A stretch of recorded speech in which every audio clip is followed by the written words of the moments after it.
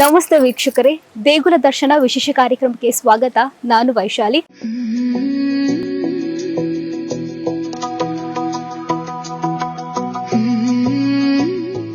ವೀಕ್ಷಕರೇ, ನಾವಿವತ್ತು ಬಂದಿರುವಂತದ್ದು ಮಂಗಳೂರಿನಿಂದ ಸುಮಾರು 10 ಕಿಲೋಮೀಟರ್ ದೂರದಲ್ಲಿರುವಂತಹ ಕುಡುಪು ಶ್ರೀ ಅನಂತ ಪದ್ಮನಾಭ ದೇವಸ್ಥಾನಕ್ಕೆ.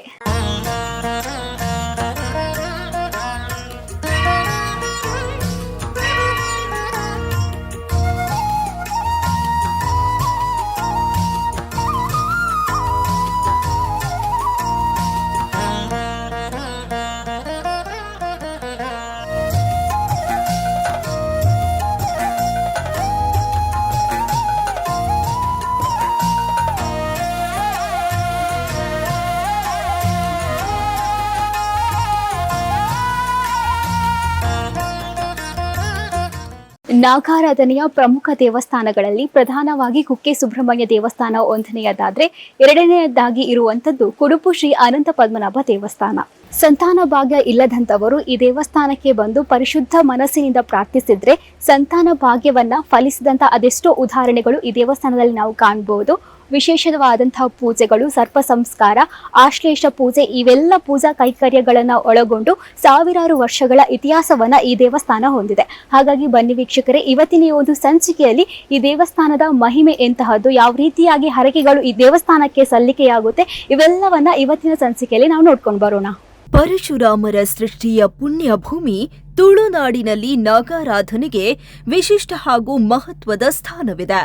ನಾಗನಡೆ, ಸರ್ಪಜಡೆ, ಪಂಚವರ್ಣದ ಮಣ್ಣು, ದೈವದೇವರ ಸಾನ್ನಿಧ್ಯ ಹಾಗೂ ಅಂಕ ಆಯನದ ಸಂಪ್ರದಾಯಗಳನ್ನ ತನ್ನೊಡಲಲ್ಲಿ ಉಳಿಸಿಕೊಂಡಿರುವ ಈ ಪವಿತ್ರ ಭೂಮಿಯಲ್ಲಿ ನಾಗಾರಾಧನೆಯ ಪ್ರಮುಖ ಕ್ಷೇತ್ರವಾಗಿ ಶ್ರೀ ಕ್ಷೇತ್ರ ಕುಡುಪು ದೇವಾಲಯವು ವಿಶ್ವವಿಖ್ಯಾತಿಯನ್ನ ಪಡೆದಿದೆ.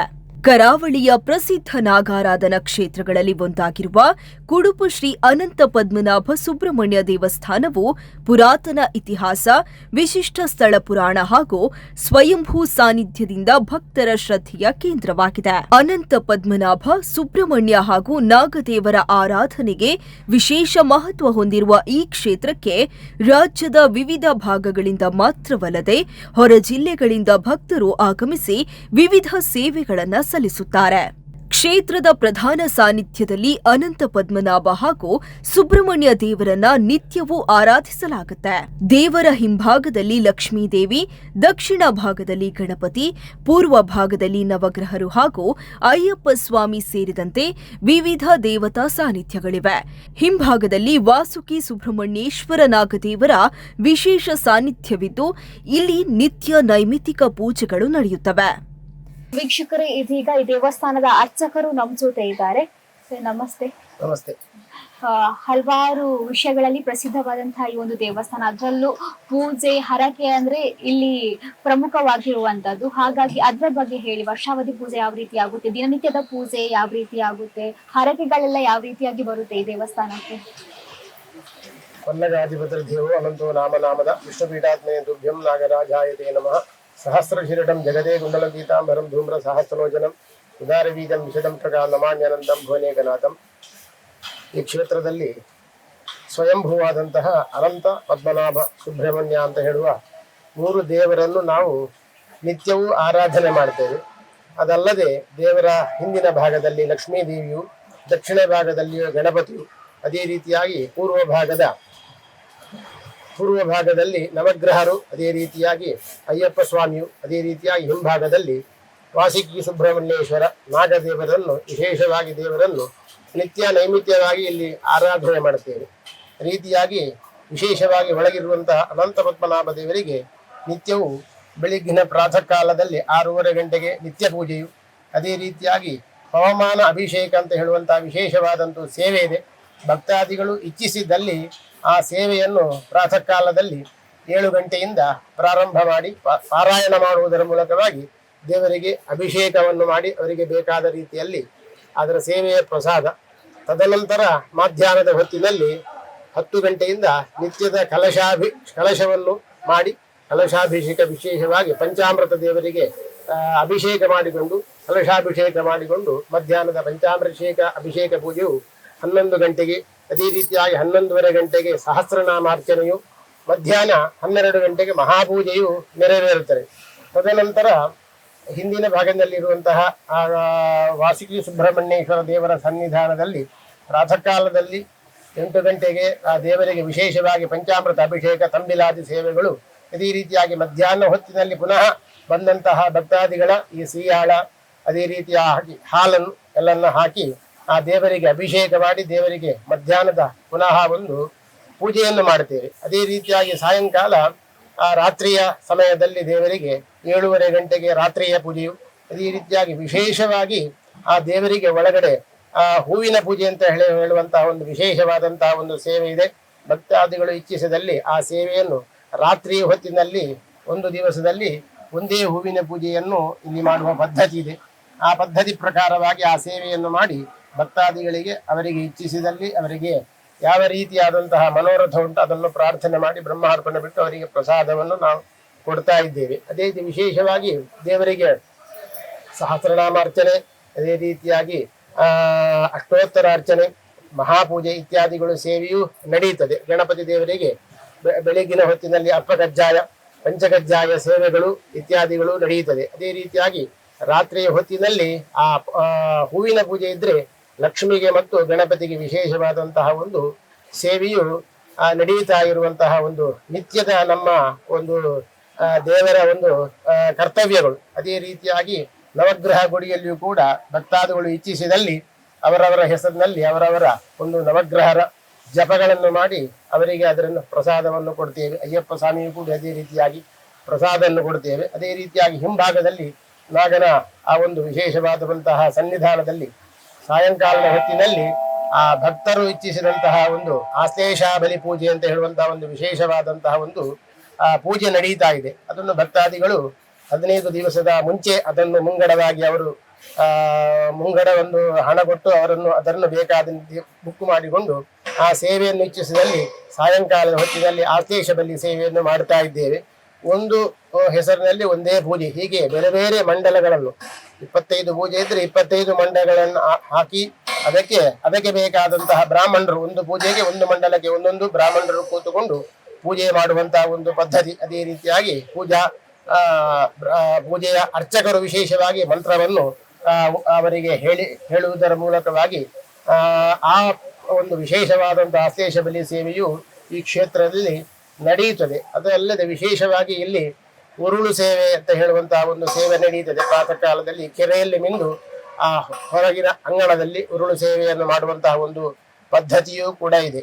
ಈ ರೀತಿಯಾಗಿ ದೇವರಿಗೆ ವಿಶೇಷವಾದಂತಹ ಸೇವೆ. ಅದೇ ರೀತಿಯಾಗಿ ಸಂತಾನಾಪೇಕ್ಷೆ, ಅದೇ ರೀತಿಯಾಗಿ ನಾಗದೋಷ ಇತ್ಯಾದಿಗಳ ಪರಿಹಾರಕ್ಕೋಸ್ಕರವಾದ ಕ್ಷೇತ್ರದಲ್ಲಿ ಅಶ್ಲೇಷ ಬಲಿ ಸೇವೆಯನ್ನು, ನಾಗಪ್ರತಿಷ್ಠೆಯನ್ನು, ಅದೇ ರೀತಿಯಾಗಿ 18 ಅಶ್ಲೇಷ ಬಲಿ ಸೇವೆಯನ್ನು ಮಾಡಿ ಅಶ್ಲೇಷ ಬಲಿ ಉದ್ಯಾಪನೆ ಕರ್ಮಾಂಗಗಳನ್ನು, ಅದೇ ರೀತಿಯಾಗಿ ಸರ್ಪದೋಷ ನಿವಾರಣೆ ಮಾತ್ರವಾಗಿ ಆ ಸರ್ಪ ಸಂಸ್ಕಾರ ಸೇವೆಗಳನ್ನು ಈ ಕ್ಷೇತ್ರದಲ್ಲಿ ವಿಶೇಷವಾಗಿ ಮಾಡ್ತಾರೆ. ಭಕ್ತಾದಿಗಳು ಅದನ್ನೆಲ್ಲ ಈ ಕ್ಷೇತ್ರದಲ್ಲಿ ಬಂದು ಆ ಸೇವೆಯನ್ನು ಮಾಡ್ತಾ ಹೋಗ್ತಾ ಇರ್ತಾರೆ.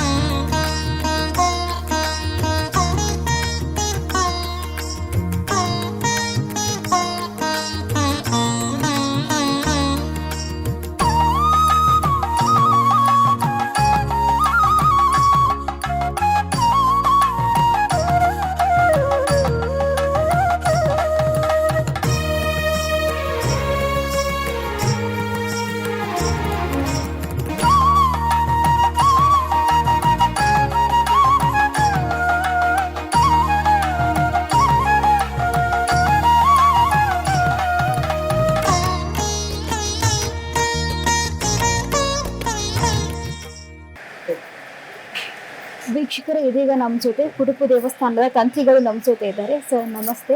ನಮಸ್ತೆ. ನಾಗಾರಾಧನೆಯ ಪ್ರಸಿದ್ಧ ದೇವಸ್ಥಾನಗಳಲ್ಲಿ ಈ ದೇವಸ್ಥಾನ ಕೂಡ ಒಂದಾಗಿದೆ. ಹಾಗಾಗಿ ಈ ದೇವಸ್ಥಾನದ ಇತಿಹಾಸವನ್ನ ಹೇಳೋದಾದ್ರೆ ಎಷ್ಟು ವರ್ಷಗಳ ಹಳೆಯ ದೇವಸ್ಥಾನ ಇದು? ಶ್ರೀ ಕ್ಷೇತ್ರ ಕುಡುಪು ನಾಗಾರಾಧನೆಗೆ ಅತ್ಯಂತ ಪ್ರಸಿದ್ಧವಾದಂತಹ ಕ್ಷೇತ್ರ. ಇದು ಬಹಳ ಪ್ರಾಚೀನವಾದಂತಹ ಕ್ಷೇತ್ರ, ಸ್ವಯಂಭೂ ಸಾನ್ನಿಧ್ಯ ಇರುವಂತಹ ಕ್ಷೇತ್ರ ಆಗಿದೆ. ಹೇಳಿದ್ರೆ ದೇವಸ್ಥಾನಗಳ ವಿಗ್ರಹವನ್ನು ಕೆತ್ತಿಸಿ ಪ್ರತಿಷ್ಠೆ ಮಾಡಿ ನಂತರ ದೇವಸ್ಥಾನದದ್ದಲ್ಲ. ದೇವರು ಈ ಭದ್ರಾ ಸರಸ್ವತಿ ತೀರ್ಥಗೆರೆಯ ಸಮೀಪದಲ್ಲಿ ಅವರು ಉದ್ಭವ ಆಗಿರುವಂತಹ ದೇವರು. ಅಂತಹ ಒಂದು ಪ್ರಾಚೀನ ಪುಣ್ಯಕ್ಷೇತ್ರ. ಶ್ರೀ ಕ್ಷೇತ್ರದ ಒಂದು ಇತಿಹಾಸದಂತೆ, ಸ್ಥಳ ಪುರಾಣದಂತೆ ಇದು ಕೃತಯುಗದಲ್ಲಿ ಆವಿರ್ಭಾವವಾದಂತಹ ಒಂದು ಕ್ಷೇತ್ರ. ತದನಂತರ ರಾಜಾಶ್ರಯದಲ್ಲಿ ಕ್ಷೇತ್ರ ನಿರ್ಮಾಣ ಆಗಿ ಹಂತ ಹಂತವಾಗಿ ಅದು ಬೆಳೆದು ಬಂದಿದೆ. ಶ್ರೀ ಕ್ಷೇತ್ರದಲ್ಲಿ ಉಪಲಬ್ಧ ಇರುವಂತಹ ಶಾಸನಗಳ ಉಲ್ಲೇಖ ನೋಡಿದ್ರೆ ಅದು ಸುಮಾರು 1313ನೇ ಶತಮಾನಕ್ಕೆ ಸೇರಿದಂತಹ ಶಾಸನಗಳು ಶ್ರೀ ಕ್ಷೇತ್ರದಲ್ಲಿದ್ದಾವೆ. ಅಷ್ಟು ಪ್ರಾಚೀನತೆ ಈ ದೇವಸ್ಥಾನಕ್ಕೆ ಉಂಟು. ಯಾವ ರೀತಿಯಾಗಿ ಇಲ್ಲಿ ನಾಗಾರಾಧನೆಯನ್ನ ಆರಂಭಿಸ್ಬೇಕಂತ ಗೊತ್ತಾಯ್ತು? ಶ್ರೀ ಕ್ಷೇತ್ರ ಕುಡುಪು ಅಂತ ಹೇಳಿದ್ರೆ, ಕುಡುಪು ಅಂತ ಊರಿಗೆ ಮತ್ತು ಈ ಕ್ಷೇತ್ರಕ್ಕೆ ಹೆಸರು ಬರಬೇಕಿದ್ರೆ ಅದಕ್ಕೊಂದು ಕಥೆ ಉಂಟು, ಸ್ಥಳ ಪುರಾಣ ಉಂಟು. ಶ್ರೀ ಕ್ಷೇತ್ರದಲ್ಲಿ ಕ್ಷೇತ್ರ ನಿರ್ಮಾಣ ಆಗುವುದಕ್ಕೂ ಮೊದಲು ಭದ್ರಾ ಸರಸ್ವತಿ ತೀರ್ಥ ಎಂಬಂತಹ ಹೆಸರಿರುವಂತಹ ಒಂದು ಸರೋವರ ಇತ್ತು. ಆ ಸರೋವರದ ಬಳಿಯಲ್ಲಿ ಕೇದಾರ ಭಟ್ಟ ಎಂಬಂತಹ ದಂಪತಿಗಳು, ಅವರಿಗೆ ಮಕ್ಕಳಿರಲಿಲ್ಲ, ಸಂತಾನ ಪ್ರಾಪ್ತಿಗೋಸ್ಕರವಾಗಿ ಅವರು ಚಿಂತಾಮಗ್ನರಾಗಿ ಈಗ ಈ ಸ್ಥಳಕ್ಕೆ ಬರುವಾಗ ಅವರಿಗೆ ಋಷಿಗಳ ಒಂದು ದರ್ಶನ ಆಗ್ತದೆ. ಆ ಋಷಿಗಳು ಅವರಿಗೆ ಮಂತ್ರೋಪದೇಶವನ್ನು ಕೊಡ್ತಾರೆ. ಅವರು ಕೆರೆಯಲ್ಲಿ ಸ್ನಾನ ಮಾಡುತ್ತಾ ದೇವರ ಒಂದು ಧ್ಯಾನ, ತಪಸ್ಸು ಇತ್ಯಾದಿಗಳನ್ನು ಮಾಡ್ತಾ ಇರ್ತಾರೆ. ತದನಂತರವಾಗಿ ಕೇದಾರ ಭಟ್ಟನ ಹೆಂಡತಿ ಒಂದು ಸರ್ಪವು ಮೊಟ್ಟೆಗಳನ್ನು ಇಡುವುದನ್ನು ನೋಡ್ತಾಳೆ. ಆಗ ಅವಳು ದುಃಖದಿಂದ ಆ ಸರ್ಪಗಳಿಗಾದ್ರೂ ಸಂತಾನ ಸೌಭಾಗ್ಯ ಉಂಟು, ನಮಗೆ ಇಲ್ಲಲ್ವ ಅಂತ ದುಃಖಿಸ್ತಾಳೆ. ತದನಂತರ ಅವರ ತಪಸ್ಸಿನ ಪ್ರಭಾವದಿಂದ ಅವಳು ಗರ್ಭಿಣಿ ಆಗ್ತಾಳೆ. ಗರ್ಭಿಣಿ ಆದ ಕೂಡಲೇ 9 ತಿಂಗಳು ಕಳೆದ ನಂತರ ಅವಳು ಮಗುವನ್ನು ಹೆರುವುದರ ಬದಲಾಗಿ 3 ಉರಗಾಂಡಗಳನ್ನು, ಮೊಟ್ಟೆಗಳನ್ನು ಹೇರುತ್ತಾಳೆ. ಇನ್ನು ಇದನ್ನು ಏನು ಮಾಡುವುದು, ಇನ್ನಾದರೂ ನನಗೆ ಮಕ್ಕಳು ಸಿಗಬಹುದು ಅಂತ ಎಂಬಂತಹ ಆಶಾವಾದ ಇದ್ದರೆ ಹೀಗೆ ಮೊಟ್ಟೆಗಳು ನಮಗೆ ಪ್ರಾದುರ್ಭಾವ ಆಗಿದ್ದಾಗ ಅದನ್ನು ಏನು ಮಾಡುವುದು ಅಂತ ಚಿಂತಾಮಗ್ನರಾಗಿರುವಾಗ ಅಶರೀರವಾಣಿ ಆಗ್ತದೆ. ಈ ಮೊಟ್ಟೆಗಳು ಸಾಮಾನ್ಯ ಮೊಟ್ಟೆಗಳಲ್ಲ, ಇದು ದೇವರೇ ನಿನಗೆ ಮಕ್ಕಳಾಗಿ ಜನಿಸಿದ್ದಾರೆ, ನೀವು ಸಂಸಾರದಲ್ಲಿ ಕಷ್ಟ ಬಿಡುವುದು ಇನ್ನು ಸಾಕು, ನೀವು ಮೋಕ್ಷಕ್ಕೆ ಹೋಗುವವರಿದ್ದೀರಿ, ಆದ ಕಾರಣ ನಿಮಗೆ ಸಂತಾನ ಸೌಭಾಗ್ಯವನ್ನು ನಾವು ದಯಪಾಲಿಸಲಿಲ್ಲ. ಈ 3 ಮೊಟ್ಟೆಗಳಂತ ಹೇಳಿದ್ರೆ ಮಹಾಶೇಷ, ಮಹಾವಿಷ್ಣು, ಸುಬ್ರಹ್ಮಣ್ಯ, ಈ 3 ದೇವರುಗಳ ಪ್ರತೀಕ. ಆದ ಕಾರಣ ಆ ದೇವರುಗಳೇ ಮಕ್ಕಳಾಗಿ ನಿಮಗೆ ಜನಿಸಿದ್ದಾರೆ. ಆ 3 ಉರಗಾಂಡಗಳನ್ನು ಕುಡುಪು ಅಂತ ಹೇಳುವಂತಹ ಒಂದು ಸಣ್ಣ ಕಾಡಿನ ಬಳ್ಳಿಯಿಂದ ರಚಿತವಾದಂತಹ ಒಂದು ತಟ್ಟೆ ಆಕಾರದ ಒಂದು ರಚನೆ ಉಂಟು. ಅದನ್ನು ಅನ್ನವನ್ನು ಬೇಯಿಸಿ ತಿಳಿ ನೀರನ್ನು ಬಸೀಲಿಕ್ಕೆಲ್ಲ ಮೊದಲು ಉಪಯೋಗ ಮಾಡ್ತಿದ್ರು. ಅಂತಹ ಕುಡುಪಿನಲ್ಲಿ ಇಟ್ಟು ಕ್ಷೇತ್ರದ ಗರ್ಭಗುಡಿ ಇರುವಂತಹ ಸ್ಥಳದಲ್ಲಿ ಇಟ್ಟು ಅವರು ಪೂಜಿಸಲಿಕ್ಕೆ ಪ್ರಾರಂಭ ಆಗ್ತಾರೆ. ಆ ಕುಡುಪಿನಲ್ಲಿ ಆ 3 ಉರಗಾಂಡಗಳನ್ನು ಇಟ್ಟ ಕಾರಣ ಶ್ರೀ ಕ್ಷೇತ್ರಕ್ಕೆ ಕುಡುಪು ಅಂತ ಹೆಸರು ಬರ್ತದೆ. ಈ 3 ದೇವರುಗಳು ಮಹಾಶೇಷ, ಮಹಾವಿಷ್ಣು, ಸುಬ್ರಹ್ಮಣ್ಯ ದೇವರುಗಳ ರೂಪ ಸರ್ಪರೂಪ. ಅವರು ಉರಗಾಂಡ ರೂಪದಲ್ಲಿ ಆವಿರ್ಭಾವಗೊಂಡ ಕಾರಣ ಸರ್ಪಾರಾಧನೆಗೆ ಶ್ರೀ ಕ್ಷೇತ್ರ ಬಹಳ ಪ್ರಸಿದ್ಧವಾದದ್ದು. ಆದ ಕಾರಣ ನಾಗದೇವರಿಗೆ ಸಂಬಂಧಪಟ್ಟಂತಹ ಹರಕೆಗಳು, ಸೇವೆಗಳು ಇಲ್ಲಿ ವಿಶೇಷವಾಗಿ ನಡೆಯುತ್ತದೆ. ನಾಗದೇವರ ಯಾವುದೇ ರೀತಿಯಾದಂತಹ ದೋಷಗಳಿದ್ರೂ ಈ ಸೇವೆಗಳಿಂದ ದೂರವಾಗಿ ನಾಗದೇವರು ಸಂಪೂರ್ಣ ಅನುಗ್ರಹ ಮಾಡ್ತಾರೆ ಅಂತ ಇಲ್ಲಿಯ ಒಂದು ಪ್ರತೀತಿ. ಶ್ರೀ ಕ್ಷೇತ್ರ ಕುಡುಪು ಅತ್ಯಂತ ಪ್ರಾಚೀನವಾದ ಸ್ವಯಂಭೂ ಸಾನ್ನಿಧ್ಯ ಹೊಂದಿರುವ ಕ್ಷೇತ್ರವೆಂದು ನಂಬಲಾಗಿದೆ. ಇಲ್ಲಿ ದೇವರ ವಿಗ್ರಹವನ್ನ ಹೊರಗಿನಿಂದ ತಂದು ಪ್ರತಿಷ್ಠಾಪಿಸಿದ ನಂತರ ದೇವಸ್ಥಾನ ನಿರ್ಮಾಣವಾದದ್ದಲ್ಲ. ಭದ್ರಾ ಸರಸ್ವತಿ ತೀರ್ಥಕೆರೆಯ ಸಮೀಪ ದೇವರ ಸಾನ್ನಿಧ್ಯ ಸ್ವಯಂ ಆವಿರ್ಭವಗೊಂಡಿದೆ ಎಂಬುದು ಕ್ಷೇತ್ರದ ನಂಬಿಕೆ. ಸ್ಥಳ ಪುರಾಣದ ಪ್ರಕಾರ ಕುಡುಪು ಕ್ಷೇತ್ರವು ಕೃತಯುಗದಲ್ಲಿ ಆವಿರ್ಭವಗೊಂಡಿದೆ. ನಂತರ ರಾಜಾಶ್ರಯದಲ್ಲಿ ಕ್ಷೇತ್ರ ನಿರ್ಮಾಣವಾಗಿ ಹಂತ ಹಂತವಾಗಿ ಅಭಿವೃದ್ಧಿಯಾಗಿದೆ. ಕ್ಷೇತ್ರದಲ್ಲಿ ದೊರೆಯುವ ಶಾಸನಗಳ ಆಧಾರದ ಮೇಲೆ ಸುಮಾರು 13ನೇ ಶತಮಾನಕ್ಕೂ ಹಿಂದಿನ ಇತಿಹಾಸ ಈ ಕ್ಷೇತ್ರಕ್ಕಿದೆ ಎನ್ನಲಾಗಿದೆ. ಕುಡುಪು ಎಂಬ ಹೆಸರು ಬಂದಿರುವುದಕ್ಕೂ ವಿಶಿಷ್ಟವಾದ ಸ್ಥಳ ಪುರಾಣವಿದೆ. ಕ್ಷೇತ್ರ ನಿರ್ಮಾಣಕ್ಕೂ ಮುನ್ನ ಭದ್ರಾ ಸರಸ್ವತಿ ತೀರ್ಥ ಎಂಬ ಸರೋವರವಿತ್ತು. ಆ ಸರೋವರದ ಸಮೀಪ ಕೇದಾರ ಭಟ್ಟ ಹಾಗೂ ಅವರ ಪತ್ನಿ ಸಂತಾನ ಪ್ರಾಪ್ತಿಗಾಗಿ ತಪಸ್ಸನ್ನ ಮಾಡ್ತಾ ಇದ್ರು. ಅವರಿಗೆ ಸಂತಾನವಿರದ ಕಾರಣ ದಂಪತಿ ದುಃಖಿತರಾಗಿದ್ರು. ಈ ಸಂದರ್ಭದಲ್ಲಿ ಋಷ್ಯಶೃಂಗ ಋಷಿಗಳ ದರ್ಶನ ಪಡೆದ ಕೇದಾರ ಭಟ್ಟರು ಮಂತ್ರೋಪದೇಶ ಪಡೆದು ಕೆರೆಯಲ್ಲಿ ಸ್ನಾನ, ಧ್ಯಾನ ಹಾಗೂ ತಪಸ್ಸನ್ನ ನಡೆಸಿದ್ರು. ಬಳಿಕ ಕೇದಾರ ಭಟ್ಟರ ಪತ್ನಿ ಸರ್ಪವೊಂದು ಮೊಟ್ಟೆಗಳನ್ನ ಇಡುವುದನ್ನ ಕಂಡು ಸರ್ಪಗಳಿಗೂ ಸಂತಾನ ಭಾಗ್ಯವಿದೆ, ನಮಗಿಲ್ಲ ಎಂದು ದುಃಖಿಸಿದ್ರು. ತಪಸ್ಸಿನ ಪ್ರಭಾವದಿಂದ ಅವರು ಗರ್ಭಿಣಿಯಾದರೂ 9 ತಿಂಗಳ ಬಳಿಕ ಮಗುವಿನ ಬದಲು 3 ಉರಗಾಂಡಗಳನ್ನ ಹೆತ್ತರು. ಈ 3 ಉರಗಾಂಡಗಳು ಸಾಮಾನ್ಯ ಮೊಟ್ಟೆಗಳಲ್ಲ. ಮಹಾಶೇಷ, ಮಹಾವಿಷ್ಣು ಹಾಗೂ ಸುಬ್ರಹ್ಮಣ್ಯ ದೇವರ ಪ್ರತೀಕಗಳೆಂದು ಅಶರೀರವಾಣಿಯ ಮೂಲಕ ತಿಳಿಸಲಾಯಿತು ಎಂಬುದು ಸ್ಥಳ ಪುರಾಣ. ಬಳಿಕ ಆ 3 ಉರಗಾಂಡಗಳನ್ನ ಕುಡುಪು ಎಂದು ಕರೆಯಲಾಗುತ್ತಿದ್ದ ಸಾಂಪ್ರದಾಯಿಕ ಪಾತ್ರೆಯಲ್ಲಿ ಇರಿಸಿ ಪೂಜಿಸಲಾಯಿತು. ಈ ಕಾರಣದಿಂದಲೇ ಈ ಕ್ಷೇತ್ರಕ್ಕೆ ಕುಡುಪು ಎಂಬ ಹೆಸರು ಬಂದಿದೆ ಎನ್ನಲಾಗಿದೆ. ಮಹಾಶೇಷ, ಮಹಾವಿಷ್ಣು ಹಾಗೂ ಸುಬ್ರಹ್ಮಣ್ಯ ದೇವರುಗಳು ಸರ್ಪರೂಪದಲ್ಲಿ ಆವಿರ್ಭವಿಸಿದರೆಂಬ ನಂಬಿಕೆಯ ಹಿನ್ನೆಲೆಯಲ್ಲಿ ಕುಡುಪು ಕ್ಷೇತ್ರ ನಾಗಾರಾಧನೆಗೆ ಪ್ರಸಿದ್ಧವಾಗಿದೆ.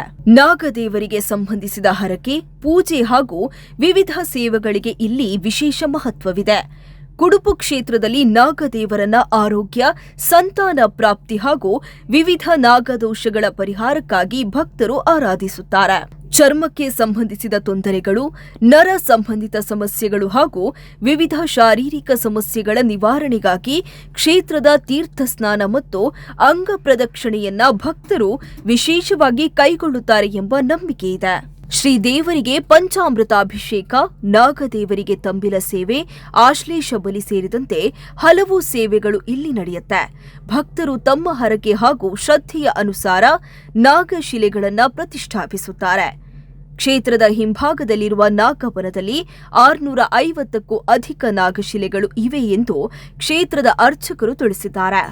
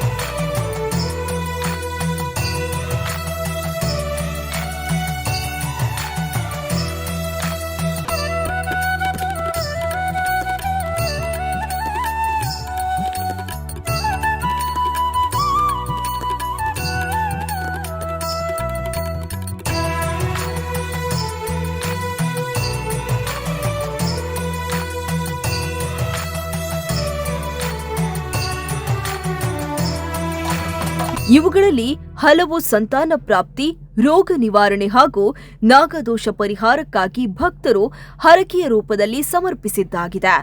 ಚರ್ಮಕ್ಕೆ ಸಂಬಂಧಿಸಿದ ಕೇಡು ನಿವಾರಣೆಗಾಗಿ ಬೆಳ್ಳಿಯ ಕೇಡು ಸಮರ್ಪಿಸುವುದು, ನರದೋಷ ನಿವಾರಣೆಗೆ ನರ ಸಮರ್ಪಿಸುವುದು, ನಾಗದೋಷ ನಿವಾರಣೆಗೆ ಬೆಳ್ಳಿ ಅಥವಾ ಬಂಗಾರದ ನಾಗನ ಹೆಡೆ ಸಮರ್ಪಿಸುವುದು ಸೇರಿದಂತೆ ಹಲವು ಹರಕೆಗಳ ಪದ್ಧತಿ ಕ್ಷೇತ್ರದಲ್ಲಿದೆ.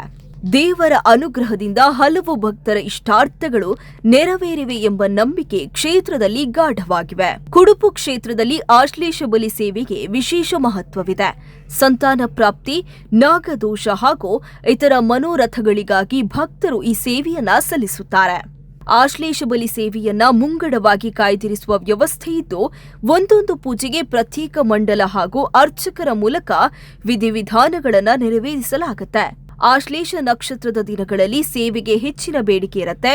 ಹಿಂದೆ ತಿಂಗಳಿಗೆ 1 ದಿನ ಮಾತ್ರ ಆಶ್ಲೇಷ ಬಲಿ ನಡೆಯುತ್ತಿದ್ರೆ ಈಗ ಪ್ರತಿದಿನವೂ ಹಲವು ಸೇವೆಗಳು ನಡೆಯುತ್ತಿವೆ. ನಿತ್ಯವೂ ಸುಮಾರು 25ರಿಂದ 35ರವರೆಗೆ ಆಶ್ಲೇಷ ಸೇವೆಗಳು ನಡೆಯುತ್ತಿದ್ದು, ಆಶ್ಲೇಷ ನಕ್ಷತ್ರದ ದಿನಗಳಲ್ಲಿ ಈ ಸಂಖ್ಯೆ ಇನ್ನಷ್ಟು ಹೆಚ್ಚಾಗುತ್ತೆ ಎಂದು ಅರ್ಚಕರು ತಿಳಿಸಿದ್ದಾರೆ. ಶ್ರೀ ಕ್ಷೇತ್ರದಲ್ಲಿ ನಾಗದೇವರನ್ನು ಆರಾಧನೆ ಮಾಡುವ ಬೇರೆ ಬೇರೆ ಸೇವೆಗಳುಂಟು, ಉದ್ದೇಶಗಳು ಹಲವು ಉಂಟು. ನಾಗದೇವರನ್ನು ವಿಶೇಷವಾಗಿ ಆರೋಗ್ಯ ಮತ್ತು ಸಂತಾನ ಪ್ರಾಪ್ತಿಗೋಸ್ಕರವಾಗಿ ಆರಾಧನೆ ಮಾಡ್ತಾರೆ.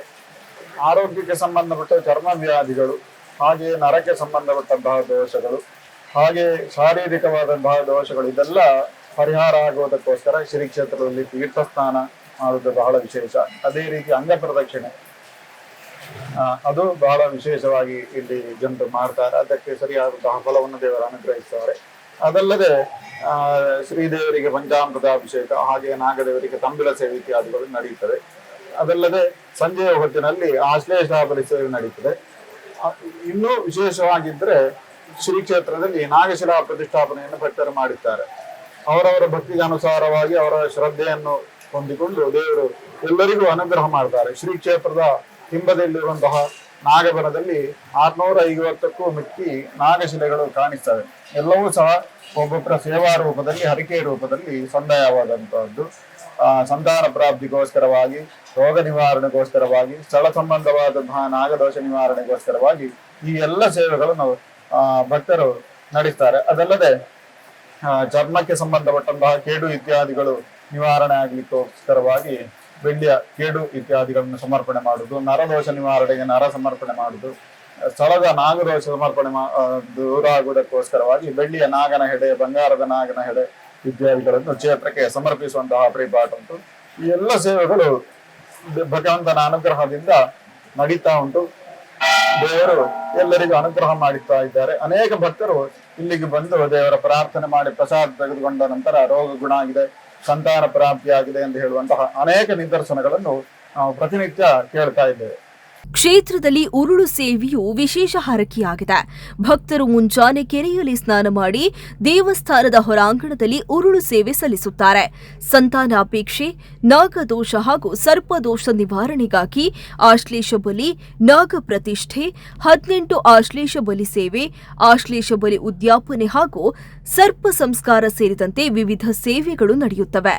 ನಾಗರ ಪಂಚಮಿಯಂದು ಕುಡುಪು ಕ್ಷೇತ್ರದಲ್ಲಿ ವಿಶೇಷ ಪೂಜೆ ಹಾಗೂ ಅಭಿಷೇಕಗಳು ನಡೆಯುತ್ತವೆ. ನಾಗದೇವರಿಗೆ ಕ್ಷೀರಾಭಿಷೇಕ ಹಾಗೂ ಎಳನೀರಿನ ಅಭಿಷೇಕ ಅತ್ಯಂತ ಪ್ರಿಯವಾದ ಸೇವೆಗಳೆಂದು ಪರಿಗಣಿಸಲಾಗಿದೆ. ಪ್ರಕೃತಿಯಲ್ಲಿ ಕಂಡುಬರುವ ನಾಗರ ಹಾವು ಸೇರಿದಂತೆ ಸರೀಸೃಪಗಳಲ್ಲಿ ನಾಗದೇವರ ಸಾನ್ನಿಧ್ಯವಿದೆ ಎಂಬ ನಂಬಿಕೆ ತುಳುನಾಡಿನ ಜನರಲ್ಲಿ ಇದೆ. ನಾಗದೇವರ ಶರೀರಕ್ಕೆ ತಂಪು ನೀಡುವ ಉದ್ದೇಶದಿಂದ ಹಾಲು ಹಾಗೂ ಎಳನೀರಿನಿಂದ ಅಭಿಷೇಕ ಮಾಡುವುದು, ಅರಿಶಿನ, ಪಿಂಗಾರ ಹಾಗೂ ಕೇದಗೆ ಹೂಗಳನ್ನು ಸಮರ್ಪಿಸುವುದು ನಾಗಾರಾಧನೆಯ ಪ್ರಮುಖ ಭಾಗವಾಗಿದೆ. ಶ್ರಾವಣ ಮಾಸದ ಶುಕ್ಲ ಪಂಚಮಿಯಾದ ನಾಗರ ಪಂಚಮಿ ನಾಗದೇವರ ಆರಾಧನೆಗೆ ಪರ್ವಕಾಲವೆಂದು ಪರಿಗಣಿಸಲಾಗುತ್ತೆ. ಆ ದಿನ ವ್ರತ ಆಚರಿಸಿ ನಾಗದೇವರನ್ನ ಪೂಜಿಸಿ ಪ್ರಸಾದ ಸ್ವೀಕರಿಸಿದ್ರೆ ಆಯುಷ್ಯ, ಆರೋಗ್ಯ ಹಾಗೂ ಸಂಪತ್ತು ಲಭಿಸುತ್ತೆ ಎಂಬ ನಂಬಿಕೆ ಇದೆ. ಅದೇ ರೀತಿ ಸರ್, ನಮ್ಮ ನಾಗರ ಪಂಚಮಿಯ ದಿನದಂದು ನಾಗನಿಗೆ ಹಾಲೆರೆಯುವಂಥದ್ದು ಏನಿದೆ, ಸೊ ಅದು ಯಾತಕ್ಕೋಸ್ಕರ ಹಾಲೆರಿತೇವೆ ಸರ್? ಏನು ಅದರ ಹಿಂದಿನ ಏನಾದ್ರೂ ಕಥೆಗಳಿವೆಯಾ? ಅದು ನಾಗರ ಪಂಚಮಿ ವ್ರತದಲ್ಲಿ ಅದರ ಕಥೆ ಬರ್ತದೆ. ವಿಶೇಷವಾಗಿ ಅದು ಅಣ್ಣ ತಂಗಿಯರಿಗೆ ಸಂಬಂಧಪಟ್ಟಂತಹ ಒಂದು ಕಥೆ. ಆ ನಾಗದೇವರನ್ನು ಆ ದಿವಸ ಆರಾಧನೆ ಮಾಡಿದ್ರೆ ವಿಶೇಷವಾದಂತಹ ಒಂದು ಅನುಗ್ರಹ ಮಾಡ್ತಾರೆ ಅಂತ ಹೇಳುವಂತಹ ಒಂದು ಪ್ರತೀತಿ ಉಂಟು. ನಾಗದೇವರಿಗೆ ಅತ್ಯಂತ ಪ್ರಿಯವಾದದ್ದು ಕ್ಷೀರಾಭಿಷೇಕ, ಹಾಗೆ ಎಳನೀರಿನ ಅಭಿಷೇಕ. ನಾಗದೇವರೆಂದು ಹೇಳುವಂತಹದ್ದು ಪ್ರಕೃತಿಯಲ್ಲಿರುವಂತಹ ಒಂದು ಜೀವಂತವಾದಂತಹ ಒಂದು ಸರೀಸೃಪ. ಅದರಲ್ಲಿ ನಾಗದೇವರ ಒಂದು ಅಂಶ ಇದೆ, ನಾಗದೇವರ ಸನ್ನಿಧಾನ ಇದೆ ಅಂತ ನಮ್ಮ ತುಳುನಾಡಿನ ಪರಶುರಾಮ ಕ್ಷೇತ್ರದ ಜನರ ನಂಬಿಕೆ. ಆದ ಕಾರಣ ನಾಗದೇವರ ಶರೀರಕ್ಕೆ ತಂಪನ್ನು ಇರುವಂತಹ ಕ್ಷೀರಾಭಿಷೇಕ, ಹಾಗೆ ಸಿಯಾಳಾಭಿಷೇಕ, ಬೇರೆ ಜಂತುಗಳಿಂದ ಉಪದ್ರವ ಬಾರದಂತೆ ಅರಸಿನ ಹುಡಿಯನ್ನು ಅರ್ಪಿಸುವುದು, ಅದೇ ರೀತಿಯಾಗಿ ಪ್ರಕೃತಿಯಲ್ಲಿ ಸಿಗುವಂತಹ ಪರಿಶುದ್ಧವಾದಂತಹ ಪಿಂಗಾರ ಹೂವನ್ನು ಸಮರ್ಪಿಸುವುದು, ಕೇದಗಿ ಹೂವನ್ನು ಸಮರ್ಪಿಸುವುದು ಎಲ್ಲ ನಾಗದೇವರಿಗೆ ಬಹಳ ಪ್ರಿಯವಾದಂತಹ ಒಂದು ಸೇವೆಗಳು. ಅದನ್ನು ನಾಗರ ಪಂಚಮಿಯ ದಿವಸ ಮಾಡಿದ್ರೆ ವಿಶೇಷವಾಗಿ ದೇವರು ಅನುಗ್ರಹಿಸ್ತಾರೆ. ನಾಗದೇವರ ಆರಾಧನೆಗಿರುವಂತಹ ಪರ್ವಕಾಲ, ಎಲ್ಲಾ ದೇವರುಗಳಿಗೂ ಅವರನ್ನು ಆರಾಧನೆ ಮಾಡಲಿಕ್ಕಿರುವಂತಹ ಪರ್ವಕಾಲಗಳಿದ್ದಾವೆ. ನಾಗದೇವರದ್ದು ನಾಗರ ಪಂಚಮಿ, ಶ್ರಾವಣ ಮಾಸದ ಶುಕ್ಲ ಪಂಚಮಿ, ಆ ದಿವಸದಂದು ಆರಾಧನೆ ವ್ರತ ಹಿಡಿದು ದೇವರ ಪೂಜೆ ಮಾಡಿ ಪ್ರಸಾದ ಸ್ವೀಕಾರ ಮಾಡಿದ್ರೆ ದೇವರು ಆಯುಷ್ಯ, ಆರೋಗ್ಯ, ಸಂಪತ್ತು ಎಲ್ಲವನ್ನು ಅನುಗ್ರಹಿಸ್ತಾರೆ ಅಂತ ಒಂದು ಅದರ ವ್ರತ ಮಹಾತ್ಮೆಯಲ್ಲಿ ಕಥೆ ಬರ್ತದೆ. ಹಲವಾರು ವಿಷಯಗಳನ್ನ ನಮಗೆ ತಿಳಿಸಿಕೊಟ್ರಿ ಸರ್, ಧನ್ಯವಾದಗಳು. ನಮಸ್ಕಾರ.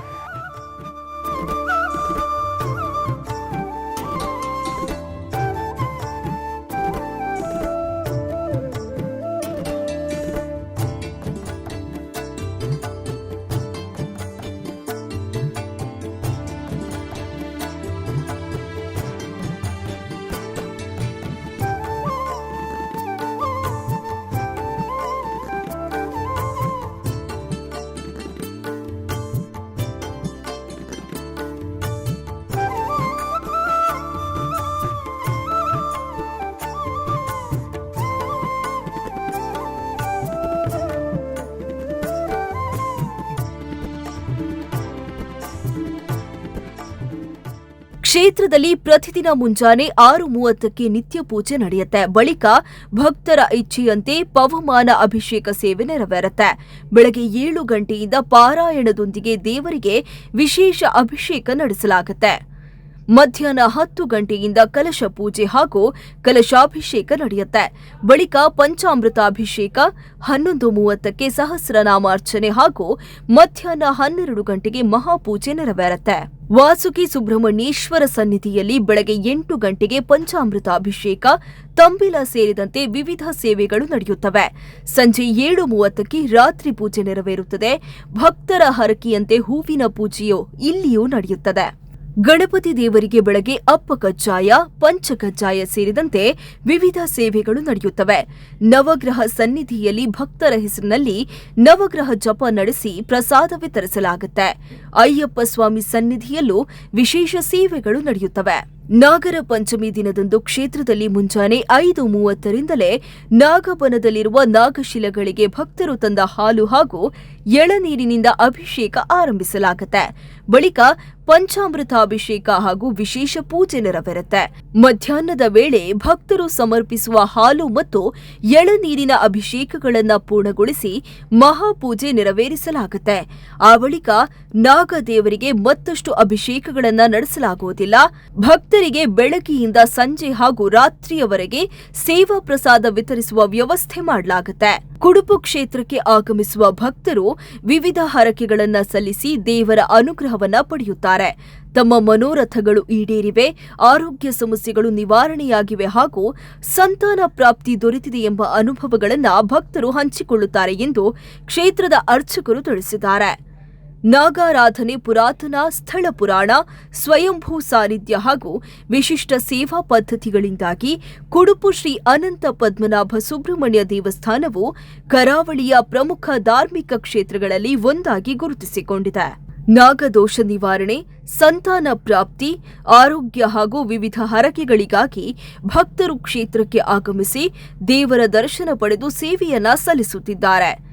ಭಕ್ತಿ, ನಂಬಿಕೆ ಮತ್ತು ಪರಂಪರೆಯನ್ನ ಒಟ್ಟುಗೂಡಿಸಿಕೊಂಡಿರುವ ಈ ಕ್ಷೇತ್ರವು ತುಳುನಾಡಿನ ನಾಗಾರಾಧನಾ ಸಂಸ್ಕೃತಿಯ ಪ್ರಮುಖ ಪ್ರತೀಕವಾಗಿ ಮುಂದುವರೆದಿದೆ.